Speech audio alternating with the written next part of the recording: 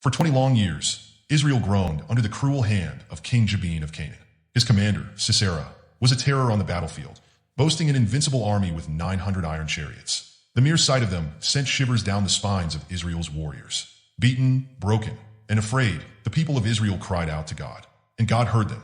Amidst the turmoil, Deborah, a prophetess and judge, stood as a beacon of wisdom and strength. She ruled from beneath a great palm tree, where people from all over sought her guidance. One day, God spoke to her with a message for Barak, a skilled but hesitant warrior.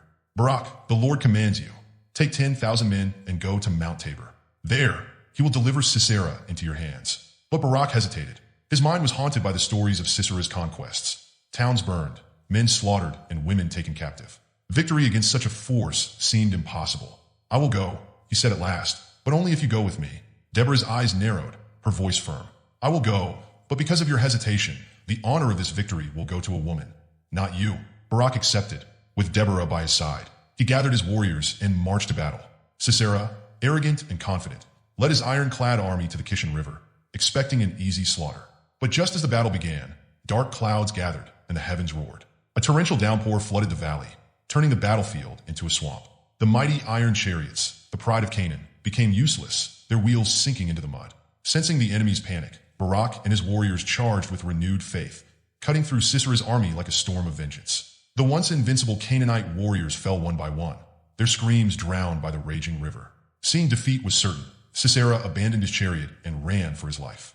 Exhausted and desperate, Sisera stumbled upon the tent of Jael, the wife of Heber the Kenite, whose tribe had no quarrel with Canaan. Seeing her, he gasped, "Please hide me.